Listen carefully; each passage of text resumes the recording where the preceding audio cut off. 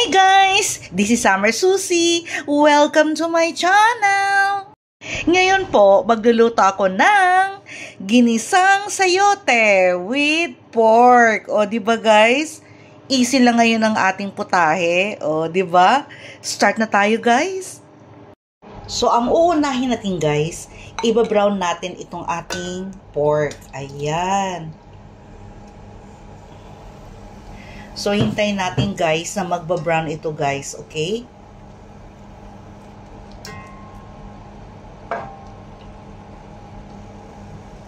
So, hayaan natin na. Tatakpan ko guys, okay?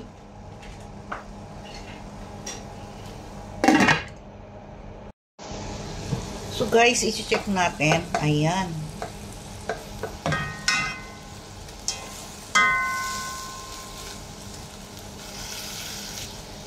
So, babalik ta rin natin guys ha. I-check natin guys. Ayan.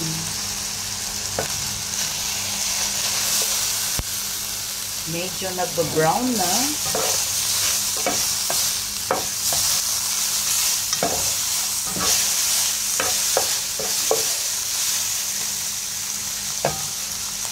Balik ta rin lang natin.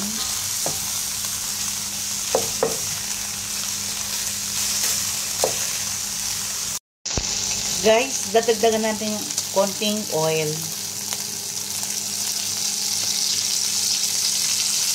Ayan.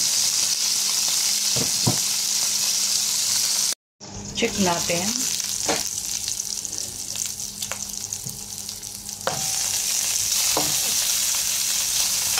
Ayan. Brown na siya. So, igigisa na natin guys ang bawang sibuyas. Magdadagdag lang tayo ng konting oil. So, nilagay na natin yung konting oil. Mag-i-start na tayong magigisa. So, ilalagay natin ang sibuyas. Din yung ating garlic.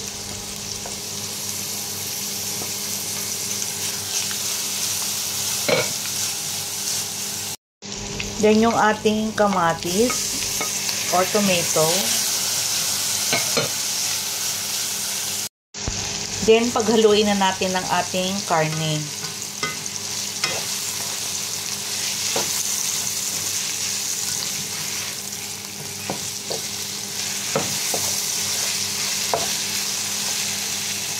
Maglalagay tayo ng 1 cup of water para lalong lumambot yung ating pork.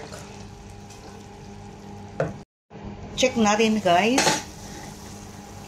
Lalagyan natin ng ginisa mix kahit wala pa yung gulay para magkalasa na yung sabaw. Ayan. Ilalagay ko na yung ating sayote. Ayan.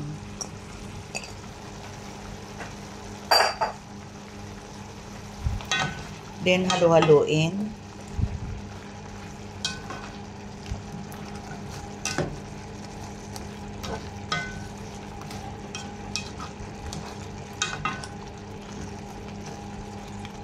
Then, takpan natin guys and simmer for about 5 minutes. Check natin guys after 5 minutes.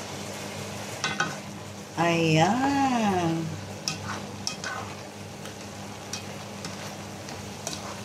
Gusto ko, magpo-produce siya ng tubig din guys. Yung sariling tubig nitong sayote. Diba? Nag-produce siya ng water guys.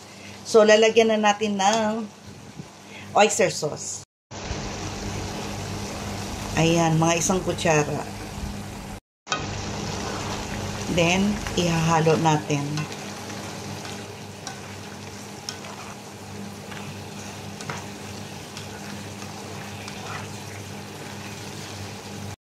Maglagay tayo ng paminta. Then, ihalo. Then, guys, luto na ito, guys. I-close na yung ating apoy. And then, na tayo, guys. Mag-prepare na tayo for garnishing. Okay? So, Guys, ito na yung ating gulay na sayote. Oh guys, di ba madali lang gawin guys? So ano pang hinihintay nyo guys? Gayahin nyo na ito ang aking recipe which is ginisang sayote. So guys, don't forget to like and subscribe my YouTube channel, Summer Susie. Bye guys! See you in my next vlog. Bye!